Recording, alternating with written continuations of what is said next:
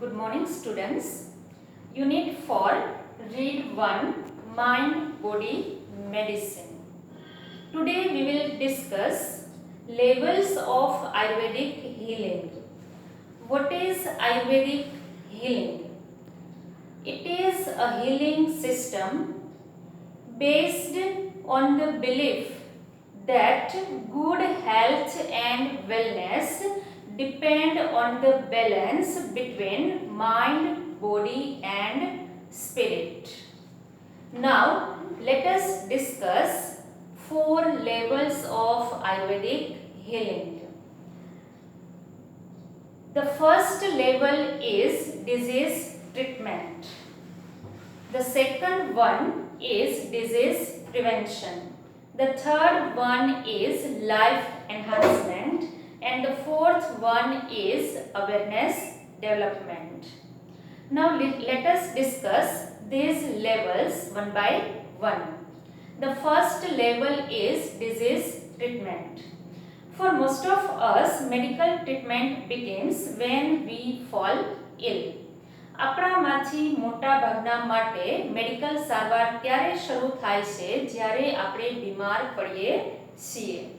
It is a form of disease treatment, a response to a condition that has already occurred. આ એક disease treatment છે. કોઈ condition already છે, કોઈ કાંઈ રોગ આપણને ઓલરેડી થઈ ચૂક્યો છે એના માટેની સારવાર.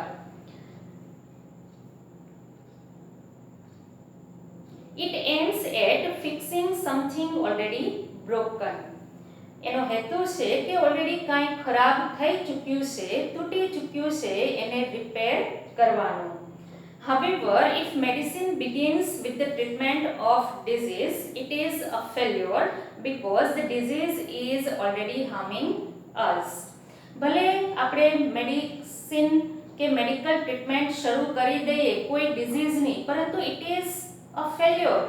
એ નિષ્ફળ જ છે, કારણ કે આપણને જે ડિઝીઝ થયો છે એ ઓલરેડી આપણને નુકસાન પહોંચાડી ચૂકેલ હોય છે. At this late stage, we are left with no option but using drugs and surgery. કોઈ રોગ આપણને ઓલરેડી થઈ જ ચૂક્યો છે તો આપણી પાસે બીજું કોઈ ઓપ્શન રહેતું નથી દવા લીધા સિવાય કે એનાથી કોઈ વધારે ગંભીર બીમારી હોય અને સર્જરીની જરૂર હોય તો એ સિવાય આપણી પાસે બીજું કોઈ ઓપ્શન હોતું નથી. And which may have many side effects in the long run. આપણી પાસે બીજું કોઈ ઓપ્શન નથી હોતું અને જ્યારે આપણે કોઈ રોગની સારવાર માટે દવા લઈએ છીએ કે સર્જરી કરાવીએ છીએ જે લાંબા સમયે આપણને નુકસાન પહોંચાડે છે, કારણ કે તેની ઘણી બધી સાઇડ ઇફેક્ટ્સ હોય છે. Now the second level of Ayurvedic healing is disease prevention. A higher level of healing aims at preventing disease before they manifest. કોઈ રોગ આપણને થાય કે થવા જ ન દેવો, થતા અટકાવવો, એ હેતુ આ ટ્રીટમેન્ટનો છે.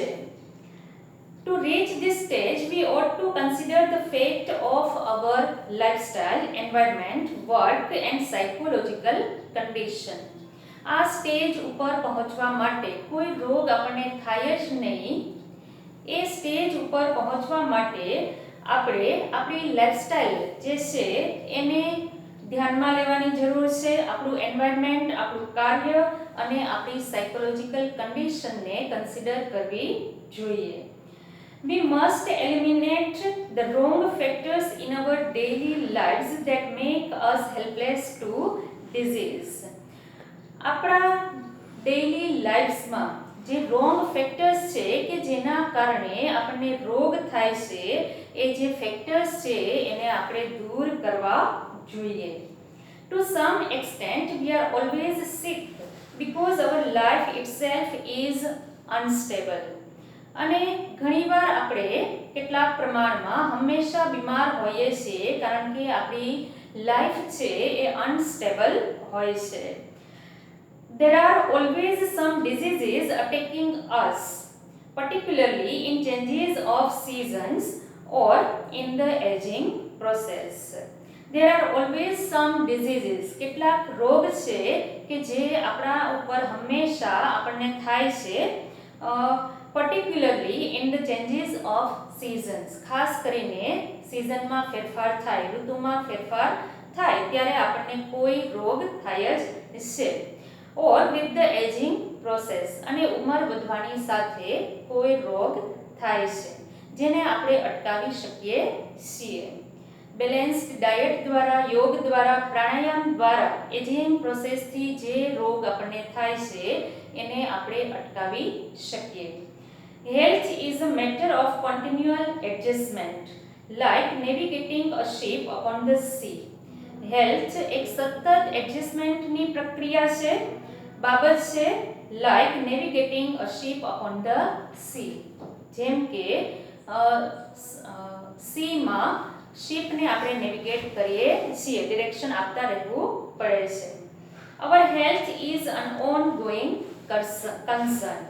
આપણી હેલ્થ એક ઓન ગોઈંગ સતત ચાલતી પ્રક્રિયા છે. The third level of treatment is life enhancement therapy, which aims at improving our vitality and enabling us to live longer. Ayurveda હીલિંગનું ત્રીજું લેવલ છે લાઈફ એન્હાન્સમેન્ટ થેરાપી, આયુષ્ય વધારવું, કે જેનો હેતુ છે ટુ ઇમ્પ્રૂવ અવર વાઇટાલિટી. આપણી વાઇટાલિટી, આપણી સ્ટ્રેન્થ છે એને ઇમ્પ્રૂવ કરવી એન્ડ આપણને લાંબુ જીવવા માટે સક્ષમ બનાવવા. It does not merely prevent disease but shows us how to increase our positive energy. એ ફક્ત રોગથી આપણને બચાવતા નથી, પરંતુ કેવી રીતે આપણી પોઝિટિવ એનર્જીને ઇન્ક્રીઝ કરવી એ પણ બતાવે છે. However, Ayurveda aims at creating health, avoiding disease and helping us live longer. આયુર્વેદનો હેતુ છે સારી હેલ્થ ક્રિએટ કરવી, રોગ થતા અટકાવવા and helping us live longer, અને આપણે લાંબુ જીવીએ એમાં મદદરૂપ થવું, લાંબુ જીવવા માટે સક્ષમ બનાવવા. The fourth level of Ayurveda healing is awareness development. ચોથું લેવલ આયુર્વેદ હીલિંગનું છે awareness development. This requires a spiritual approach to life, જેમાં લાઈફ પ્રત્યે આધ્યાત્મિક અભિગમની જરૂર છે. To be healthy is important, but health is not an end in itself. Healthy બનવું એ મહત્વનું છે, પરંતુ હેલ્થ એ જ કાંઈ અંત નથી. It is not enough merely to prolong our lives and have better energy to do the things we want. એ ફક્ત એટલા પૂરતું નથી કે આપણે આપણું આયુષ્ય વધે અને આપણી પાસે એનર્જી હોય, આપણે જે કામ કરવા છે એના માટેની સારી એનર્જી હોય, ફક્ત એટલા પૂરતું જ નથી.